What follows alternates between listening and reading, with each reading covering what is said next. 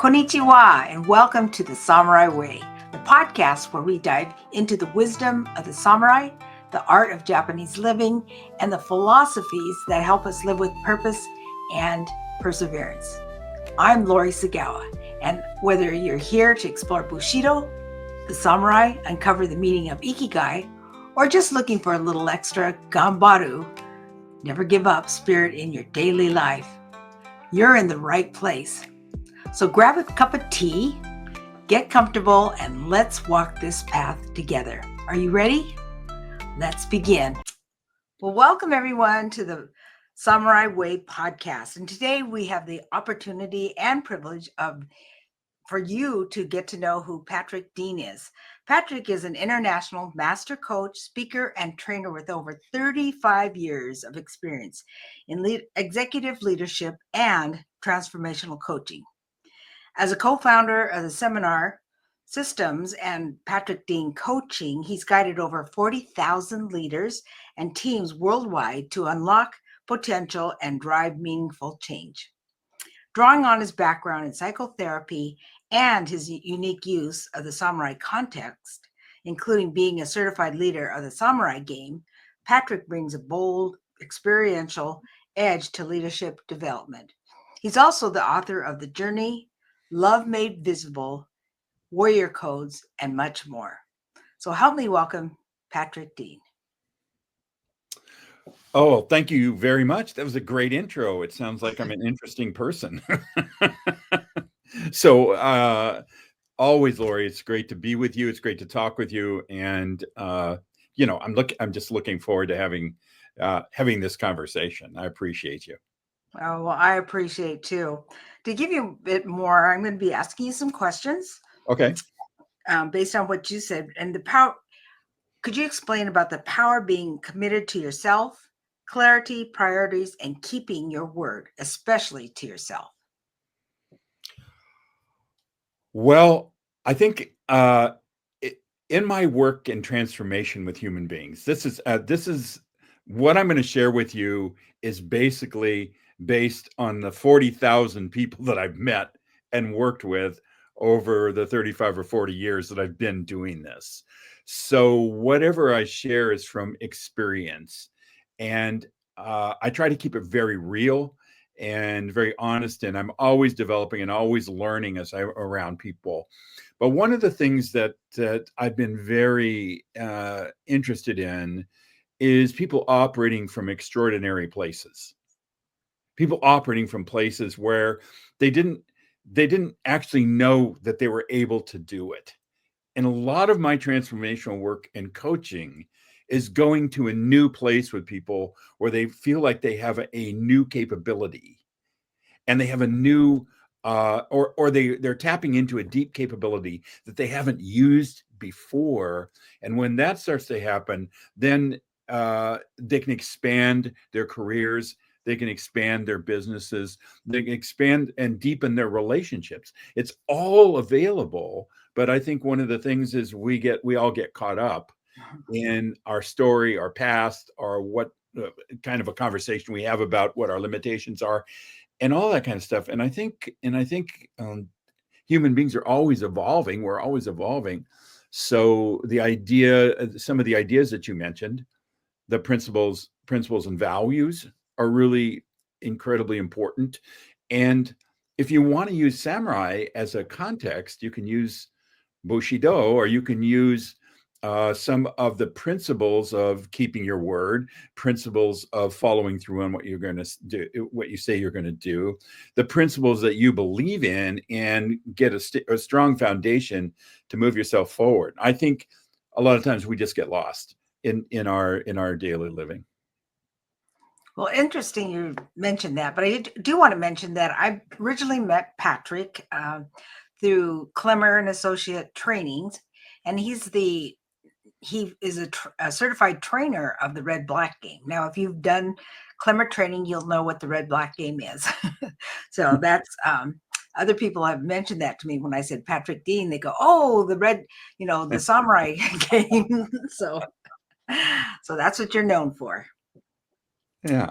Okay. Well, I think any kind of training that any kind of training, seminars, or work that I do, whether it's with the general public or whether it's with corporations. I do leadership training in corporations to get alignment for companies and entrepreneurs. I think it's really, really critical that any kind of training has experiential exercises in it, and people can make discoveries and see themselves in action and work with themselves in their own discovery. In other words, I think that there's a place for lecture, there's a place for uh, talking about content, but in most of the trainings I do, they're just basically a lot of conversation, a lot of really fun, exciting, not always fun, but at least enlightening uh, things, exercises to do. And the samurai game is called a live action role play, a game that lasts 3 or 4 hours, and it's it really brings out some qualities in us around what we're capable of as Mhm, taking on the warrior spirit, you know. mhm. And that's pretty much the Japanese way. They don't teach.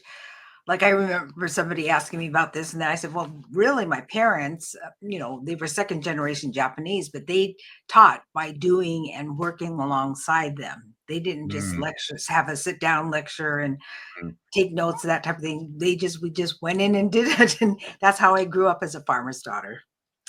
Yeah, So, so the paradox of the samurai is being fully present while taking decisive, future-oriented action, being yeah, in fierce battle and compassionate in the world. yeah. Well, the further you get into your own behavior, the further that you start to look at life and get and step back and take a look at uh, how we create success, and then we take a look at struggle and all that. There's a lot of paradoxes, and what you mentioned there is one of the greatest paradoxes of there is, which is the part about planning for the future, setting goals, and setting what I call a game into motion, and doing that by taking a look at what you want to create. Now, the other part of that is being in the moment of experience, which it comes a lot from the Eastern traditions around Zen, around meditation, and around other stuff where you're very present with what's in front of you right now.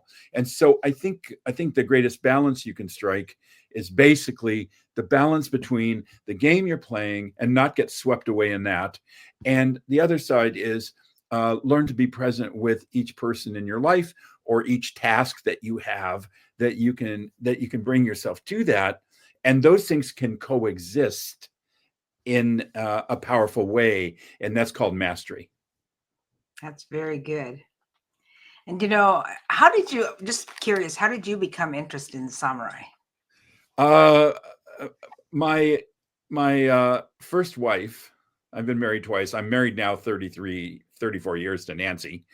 But Congratulations. I had a great relationship with a lady before that, and her name was Martha, and she saw that I was all wound up and stressed out and all this kind of stuff. So she suggested that I go to a training, and it was one of the greatest suggestions ever. And I'm in contact with Martha and still over 40 years ago, we're still in contact, and I still thank her for introducing me to a personal development training or a group of Mhm. people that were interested in that.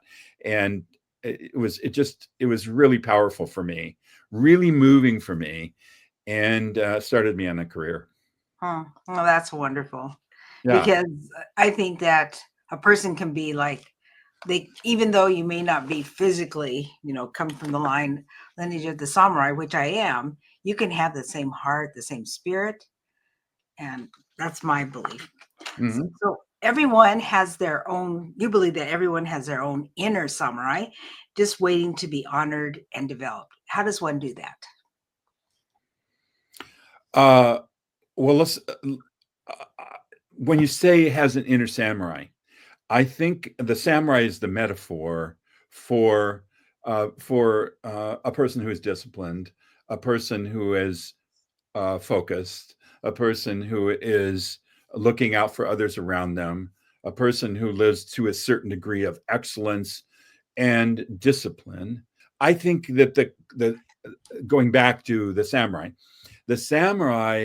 if you use that as a metaphor or you use that as a guide, uh, then you take a look at that warrior spirit being the ability to become disciplined, or the ability to put yourself into something completely and totally, the ability to develop excellence, the ability to be concerned and benevolent with other people, the ability to enjoy yourself. The samurai weren't just great warriors. They had, as you well know, being an expert in this, they did the pottery, and they did the Noah drama, and they did the flower arranging, Mhm, and and they were expected to develop themselves in ways to broaden their warrior spirit in that mhm. way. So when I say that people have that in them, uh, I think we sometimes get lazy, or we get a little bit discouraged about things around us, and we start to lose contact with that that real inner spirit that lives in all of us. We just have to figure out how to tap into it by taking a look at what stands in its way, in the way That's of very experience. good. That they really were. I didn't know that until we went to a tea ceremony, that they actually did the tea ceremony. They were masters at that, and they're Mm, painters and poets and did mhm, haiku. So they were very both the left and the right brain, which mhm. is great for anybody, because if you're all left brain or if you're all right brain, you really are a little bit. I know that I can be a bit unbalanced because I'm extremely right. My husband's very left, so I guess you put us together and we make a better person, but we're Well, very polarized. that's the great thing about relationship is you can both bring different qualities and different Right. experiences. I think it has been my experience doing relationship training that uh, in helping people develop stronger relationships, one of the things is you start off kind of naive about the other person should be like you, or should think like you, and that's quite a wake up call when you find out that you're now married and wake up next to a person who has their own goals and dreams, their own idea of how things should look, their own experience, and their own story. And how do how you work with that is kind of a lifetime practice. It is. It is. It is. Mhm. I think about people, and it's about understanding, and about it's like people are like this couples. They're like, one sees one side 180 and one sees the other 180. So together you can see the whole picture, and together you're stronger. Just like in kintsugi, a broken piece of pottery is Yeah. more beautiful, and when it's mended, it's better. It's more beautiful, and actually it's more valuable. That's a beautiful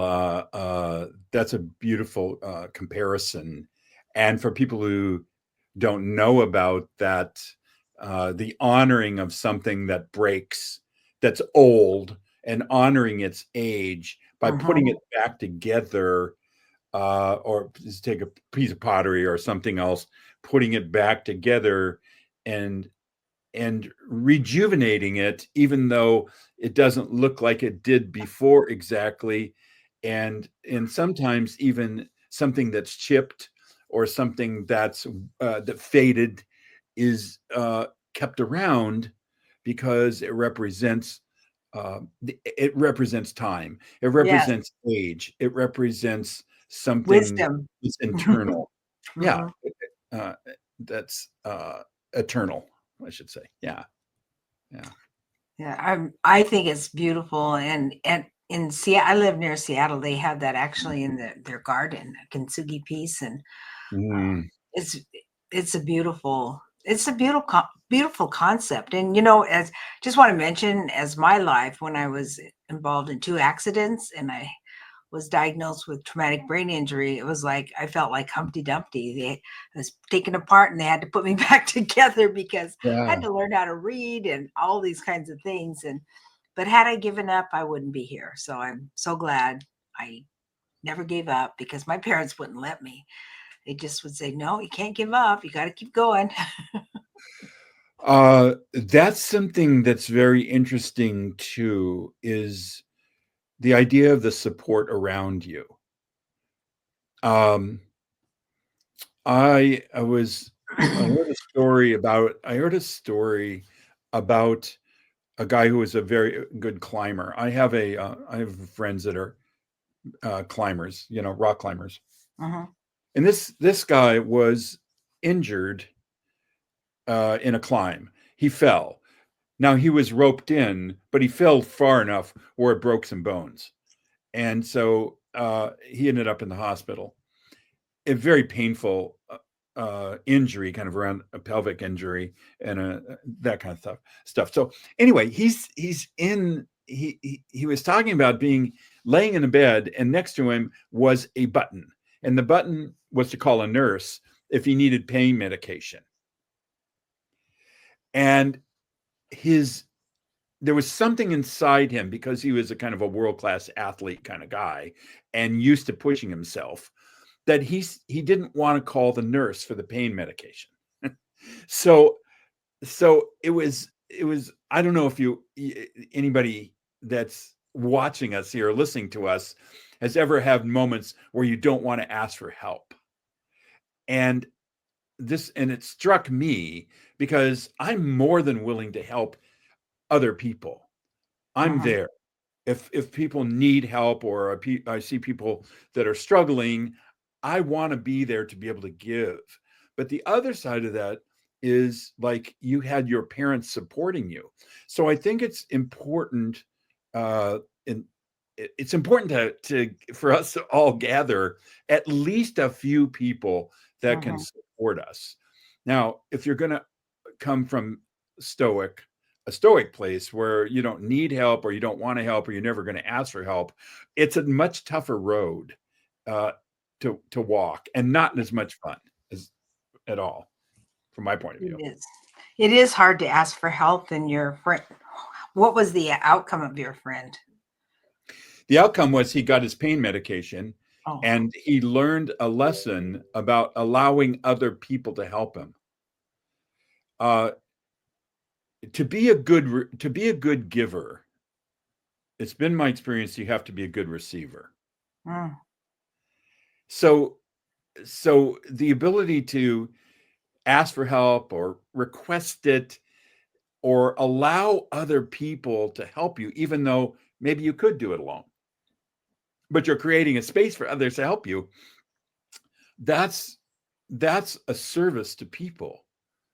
And and the people that do it alone all the time, uh it's the grandma that cooks the Thanksgiving dinner, and she does it all, and she works herself completely to death, and everybody's asking her, can I help you do this, and I can help you do that, and she's going, oh no, just go out and enjoy the family and stuff, and works herself into a complete frazzle. She hasn't allowed other people to help her. It would be more bonding in some ways to mhm. allow that. That happened to me once when we were in Japan. Where they had three generations, and the wife of the eldest son was the one who did everything. She waited on the parents, she waited on her husband, she waited on the children. And I kept trying to ask her, I said, "Can I help you?" In my broken Japanese. And she goes, "No, no, Dajo, it's okay, it's okay." And I go, "Oh, please, please." And so she let me. And then I asked her, I said, is this and I mean kind of a pain? She goes, mm-hmm. She thought it was a bit of a pain. But actually, Patrick, if you think about it, I asked you for help. I asked you to help. Would you like to be a guest on my Mhm. podcast? So I've been reaching out to a lot of people, and it's interesting to see to receive the answers, but most people are very happy to do that. And the podcast, it's not about us, it's about sharing information with the listeners. And you have so much knowledge to share because of your experience. And even though you're not Japanese, that's okay. You have that Japanese heart and you know a lot about it and you have a lot of experience. So in Mhm. that way, I asked you for help. Well, I appreciate it. Now what we get to do is have a conversation, and being around you, I always learn something. And I think that a really a part of being in the samurai spirit is called beginner's mind. And the beginner's mind is an old, it comes from a religion, not a religion, a practice called Zen. And in that practice, it's about, you know, just allowing yourself to be in the moment and in the experience. Hmm.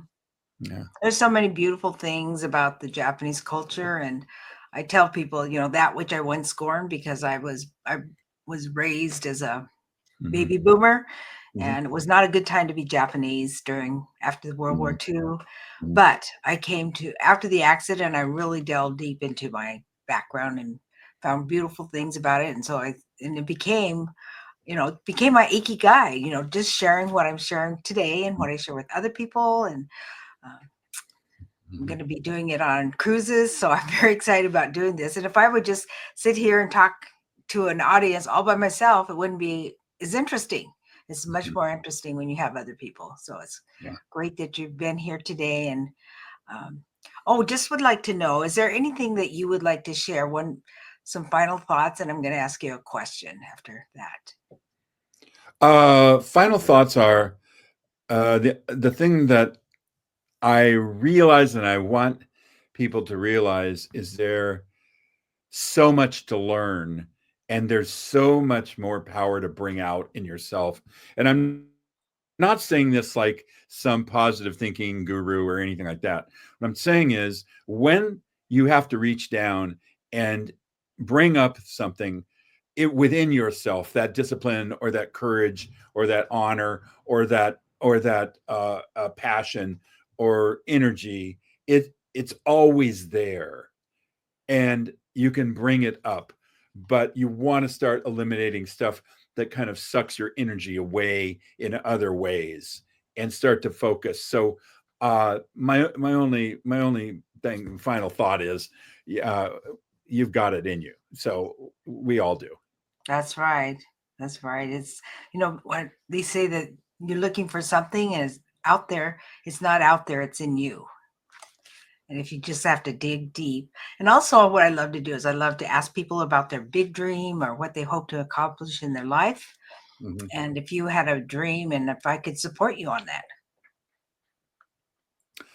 uh my dream now is to use and be involved in corporations doing leadership training, because I feel that businesses are a place now where there are people gathered and we can support each other.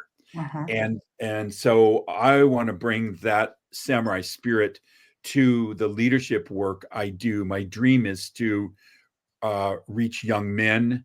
I'm especially I'm especially concerned with young men that are kind of drifting and don't have a direction. And I like doing that work. But basically, the dream here is to make a difference in the best way I can by training leaders. That's awesome. Paying it forward and Mhm. really multiplying your efforts, not just Mhm. I mean, it's great to do one-on-one, but it's so great to do it with a larger group because Yes, then you have the interaction and people actually learn from each other. And that's part of the clever training is you learn from each other. absolutely, absolutely. So thank you so much, Patrick, for being a guest on the Samurai Way podcast. And I felt that you were a perfect fit for this podcast. And I hope to hear more from you. And I'd love to have you back again. Anytime that I can be of service, and just let me know. It's been a real pleasure being with you, and I want to thank you for the opportunity of doing that and connecting. Okay, well, thank you. And be sure to like, subscribe, and watch other episodes we have on all the platforms. And I hope to see you later. And that's a wrap for today's episode, The Samurai Way. I hope you found a little inspiration, a new perspective, or just something to reflect upon as you go about your day. Now remember, the samurai spirit isn't just about history. It's about how you show up, face challenges, and live with purpose. Whether it's Ikigai guiding your path or a little extra Gambaru pushing you forward, keep walking strong. So if you enjoyed this episode, be sure to subscribe, share, or leave a review. It really helps. And if you've got thoughts, questions, or just want to connect, just contact me. So until next time, stay focused, stay determined, and keep living with purpose. Mata ne.